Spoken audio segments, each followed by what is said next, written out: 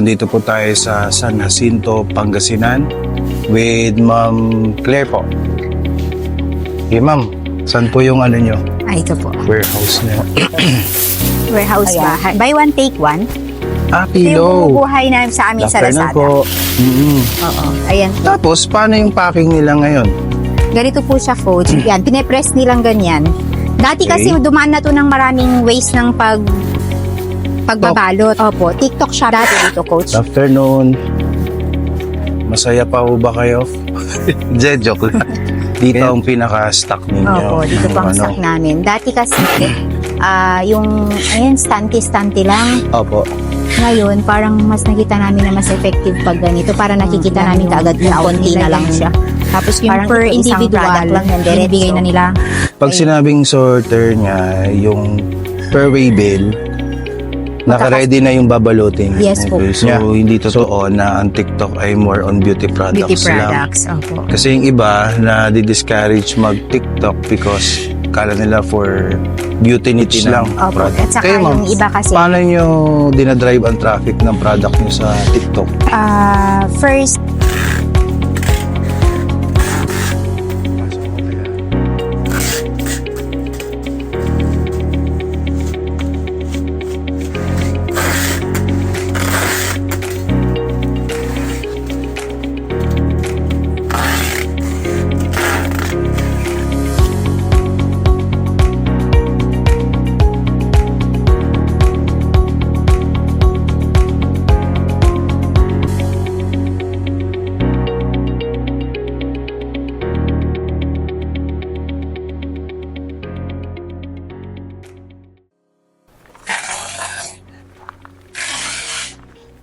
Sarap pala mag-warehouse dito sa Pangasinan, no? dati po nasa bayan po kami, coach. May nagre-rent ako doon. May pwesto kasi ako doon.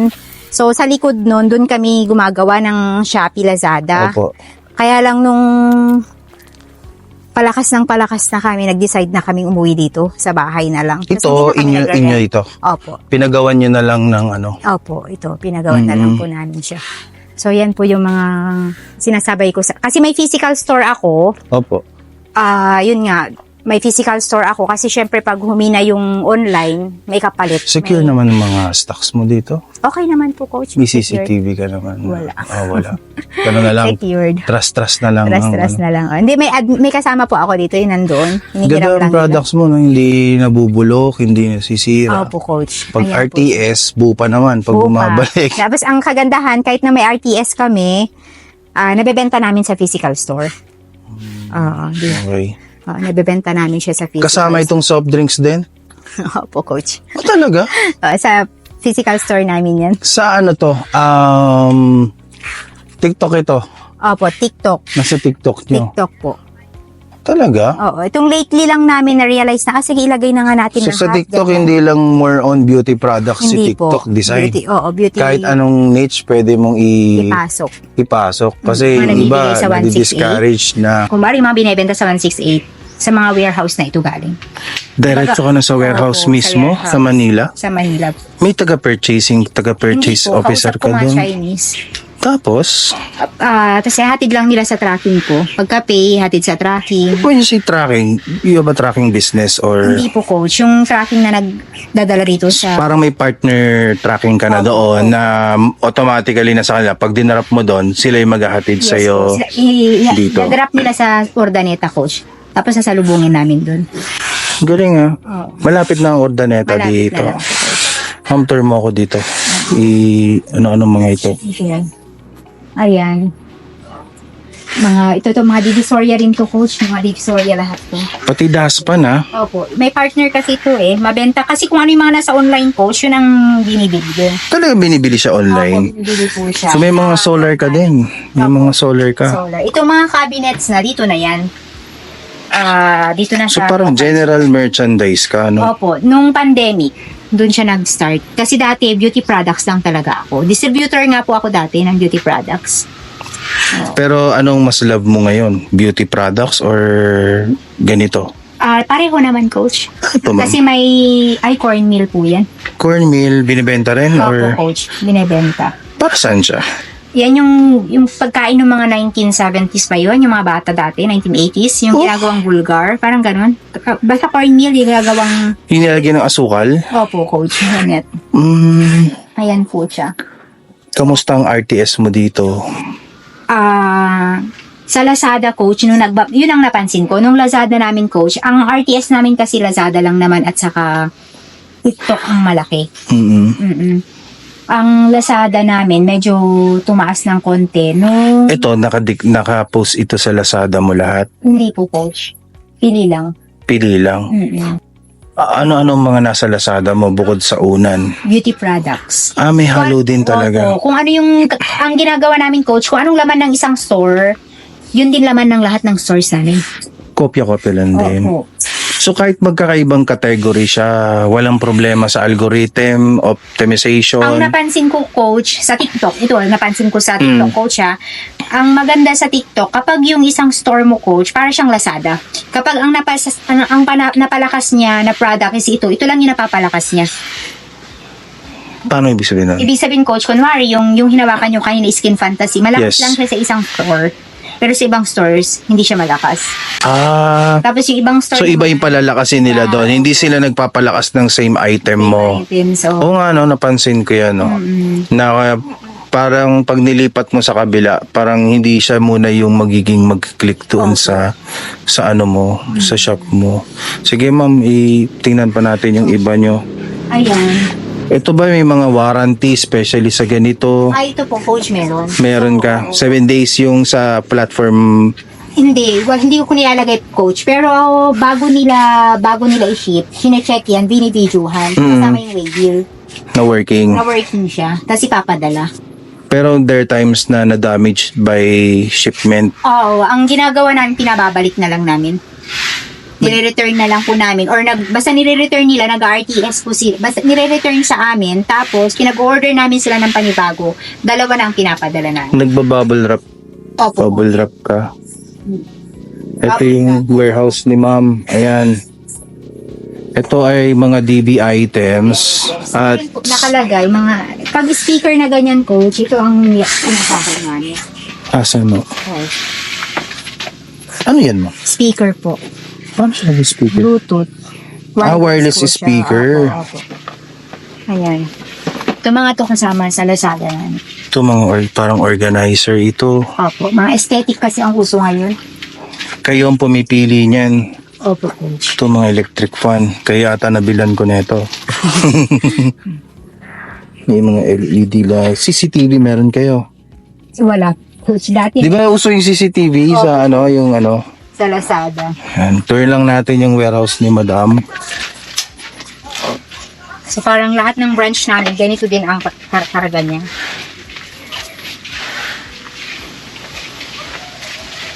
Pero before, saan to nakalagay itong warehouse Dun niya? sa packing namin ng Lazada, coach. Tapos hindi na siya kasya. Kaya nag-decide kami na pagawa na lang ng ganito. Sige ma'am, balik tayo doon. Alat to ma'am, TikTok. Opo, TikTok po, coach. Okay, so hindi totoo na ang TikTok ay more on beauty products, Beauty lang. products, opo. Kasi yung iba na di-discourage mag-TikTok because kala nila for beauty niche lang. Opo. At saka yung iba kasi, doon kasi akala ko din ang TikTok, mababa lang ang kita. Pero laruin mo lang talaga siya. Gamitin talaga lahat ng tinuro nyo, coach. Talagang kikita ka rin na maganda. Pero hindi ako nagtuturo ng TikTok. Hindi po, kasi yung tinuturo nyo sa Lazada at saka Shopee, applicable siya kay Applicable TikTok. din kay TikTok. Oo, nasa sayo lang talaga kung paano mo siya gamitin. Siguro sa driving of traffic sila driving of traffic, tapos yung sa, yun nga, palaman, meron din kasi siya eh. Yung mga minimension po ni Ma'am Claire, yung mga palaman. Mga terminologies Terms po po namin ng yun masterclass. sa masterclass namin. So yung masterclass, in-depth training yon sa mga gustong maging Shopee and Lazada seller. So maiintindihan nyo na yun kapag nandun kayo sa aming legendary masterclass. And then, yun nga, tinuturo kasi natin is Shopee and Lazada only. So, yung iba, ina-apply nila sa TikTok. So, marami nagfi-feedback na nag-work din sa TikTok yung mga tutorials natin. So, Yun, siguro nagbabari na lang sa traffic generator. So, yung traffic, ibig sabihin nun, yung visibility ng product. Kayo ma'am, paano nyo dinadrive ang traffic ng product nyo sa TikTok? First, yung content. Mag-create na. Content creation kayo. Content creation. Tapos, i-organic mo ngayon yun. Sinong gumagawa ng Yung mga content? mga staff ko po. Sila yung gumagawa ng content. Gagaling sisipag nila. Sila na ang gagawa. Tapos, kunwari, ito, gawan nyo ng content. Ganito ang idea, ganyan. Dumadaan pa sa approval mo yung content? Or dumadaan kusa na lang nilang ina-upload? Hindi, dumadaan po. Dumadaan talaga. Dumadaan. Tapos, pag okay na, ina-upload na nila. Tapos, ako naman, ang gagawin ko noon, pag gabi na, magdadrive ako ng traffic, organic. Paano? Share ako. Sinishare niya. Share External. ko. External. Outside the Platform. Tapos, So, hindi ka nag-ads? Hindi po. TikTok ads? Hindi po ako nag-ads. Galing, no? Organic. Organic po siya lahat. Kaya kahit na ganun kalit yung kita, parang ang lagi ko na lang tinitignan is yung sa manpower ko at saka yung mga supplies. Ayun. So, hindi na ako nag-ads. Pag sinabi yung organic traffic, meaning baka another terminology, organic traffic means free traffic, Free traffic. from the platform kay TikTok, Shopee, Lazada.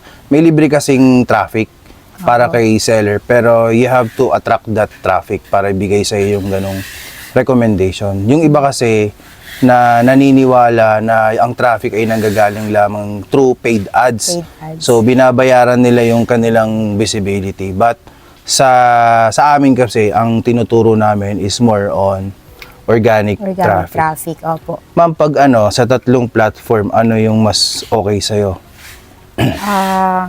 Pag patagal, yung pinapatagal yung products mo, coach, yung mas binubus niya talaga, binubus niya, para magiging favorite ka niya, Opo. si Lazada. Si Lazada talaga. Oo, si Lazada. Ilang taon inaabot ng winning item mo kay Lazada? Matagal na po yan, coach. Talaga? Matagal na po yan. Meron pa kami isang winning item, kaya lang wala ng stocks. So, hindi namin nakuha yun. Ang ginawa namin, binigyan namin siya ng panibagong items para mauling siya, parang ganun. Okay. Pero, ayun, working naman siya kahit pa paano. Ang maganda kasi kay Lazada, parang pag favorite ka niya, talagang ikaw yung pinupush niya. Totoo yun. Kasi pag nakikita na ng platform na ikaw yung may magandang conversion, trending ka na, so mas i-boost nila yung visibility mo. So more visibility means more chances to get visitors, and more visitors, more chances to get buyers to be converted kay Lazada. Tapos TikTok. si TikTok na. Ayaw mo na kay Shopee Hindi naman. Siguro hindi pa namin nababalikan, natutukan. Pero actually sa Shopee ako nag-start. Akala ko dati Shopee ka. Opo, sa Shopee ako nag-start. Dahil hindi ko natututukan since nga may work ako dati, tapos may iba akong business din, parang binigay ko sa staff, napabayaan. So, isang yung stores ko doon na dalawa na talagang inaabot kami ng gabi mag-pack din dati sa Shopee lang, namatay na yung mga yun na stores. So, namatay sila. So, bumalik na ako ulit, Lazada, tapos TikTok. May Shopee din kami. Nung galing ka sa isang, I'm sorry for the word, yung Budol Masterclass, may existing stores ka na or nagsisimula ka pa lamang nun? Isa ang existing stores ko nun. Then Pero, nag-enroll ako sa... Nakatulong naman sa'yo? Hindi. Ang nakatulong siguro dun, coach, yung gumawa ng maraming stores.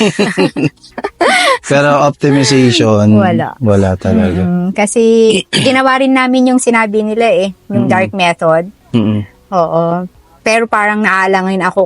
Isang beses lang namin yung ginawa, tapos wala din. Kaya sabi ko, balik tayo sa traditional. Sabi ko, bumalik kami ulit sa pricing, ganyan. Tapos tama, yun sa kahanap ko ng masterclass, nakita ko nga kayo na nag-ads. Saan niyo po ba ako nakita nun?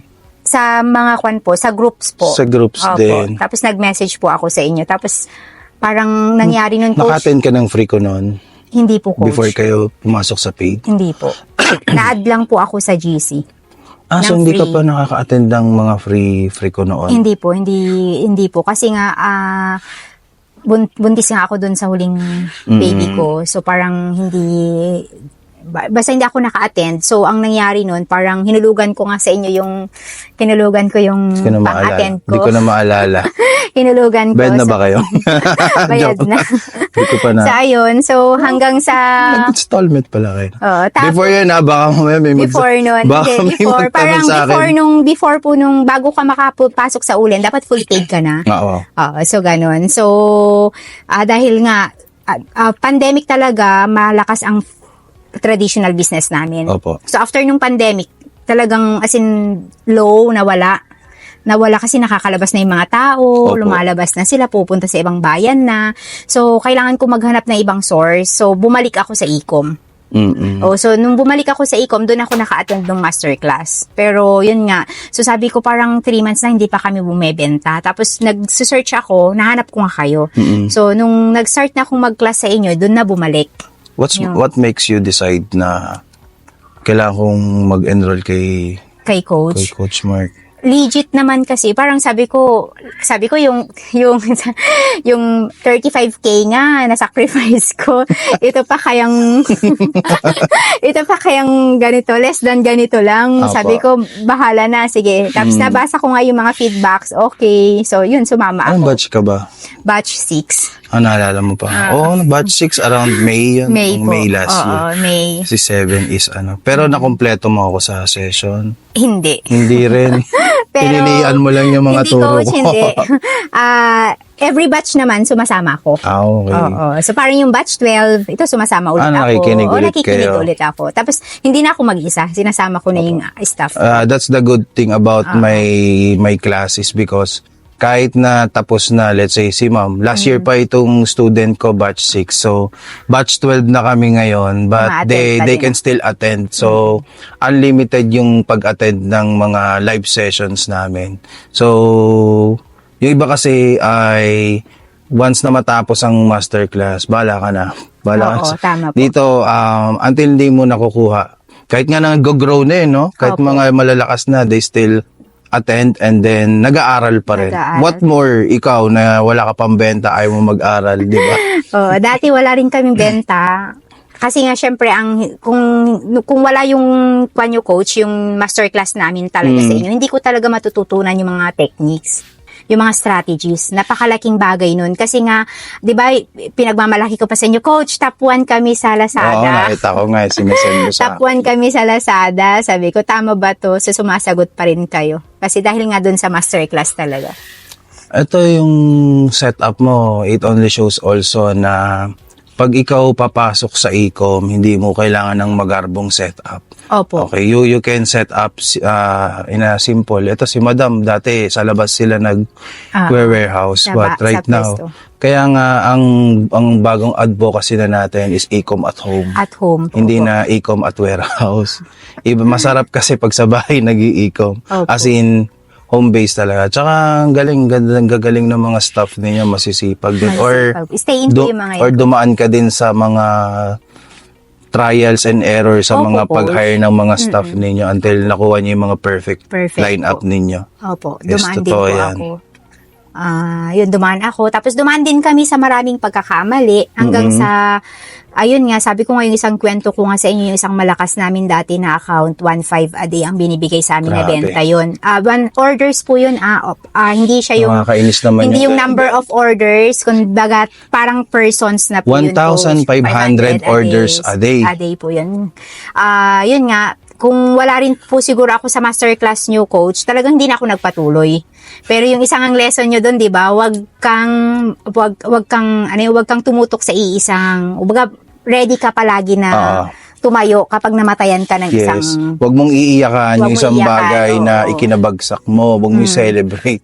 So, Opo. kalimutan mo yan. So, you have to stand up and then bumalik ka. Opo, bumalik kami. So, ang laking lesson sa akin nun, coach, kasi maraming nabago. Kumaga sabi ko nga, Lord, ito siguro yung gusto niyo na mangyari. Nung nangyari yon, tumutok kami sa Lazada. So, nagbago kami ng strategy. Kasi yung mga admin ko dati, 3 po yan, mayroon silang TikTok, mayroon silang Shopee, mayroon silang Lazada para alam nila yung ginagawa. So, ang ginawa ko, binago ko. Kung Lazada ka lang. Hindi nyo na sila Hindi na pinaghahalo-halo. po. By department By sila. department na. Pero ang admin mo, by department din? Opo, Or by department. Yung isa Shopee lang siya, coach. Yung isa Lazada. Yung isa, galing na. oo, yung isa, iniikutan niya. More or less, ilan nang nakuha mo? Yung ilan na staff mo dito? Yan po, coach. 4 yung admin ko. 2 yung wala ngayon. Tapos 2 yung taga Lazada ko.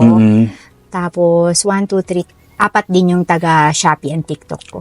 Ang dami na sila, no? So, nakakatulong ka na rin dito sa Sa community ninyo. Sooner or later, baka buong barangay nagpapak na, Soon, coach. nagpapak na dito sa inyo, no? At ganda kasi at least na ma-maximize mo yung yung property, tahimik, libre pa sa hangin. Diba? Paano kayo nakapasok sa Lazada, sa pag-i-e-com? Before, employed ho ba kayo? Opo. Ano Public school teacher po ako, coach. Para tayong teacher. Public school teacher ako, 8 years sa government. Tapos Nung pagdating ng pandemic, pero may business na po ako noon. Distributorship po ako dati. mahilig ka na before magbenta-benta, Magbenta-benta. pero hindi pa online. Hindi, online po siya, coach. Pero, since online, hanggang sa nagkaroon ako ng physical store na isa. Tapos, here ka pandemic comes. Facebook lang yun. Opo, Facebook lang yun. So, nung dumating yung, hindi po, coach, physical store talaga. Physical store. May pwesto talaga. Paano mo ako. in-online?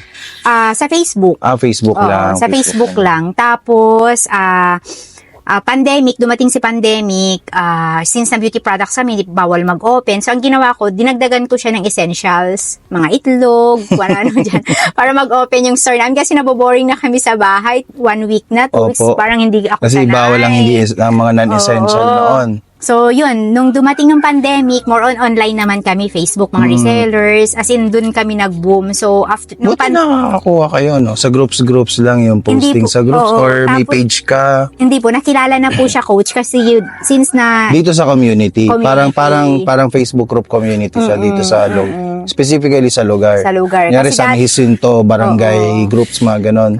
tapos dati kasi yung mga ibang resellers pupunta pa ng Dagupan, pupunta ng mga aldat, bibili ng paninda. So nung nakilala nila kami na nandyan na, kompleto lahat, hindi na sila umaalis. So hanggang ngayon na-carry yun. Ang sipag nyo, parang ang aggressive nyo magbenta.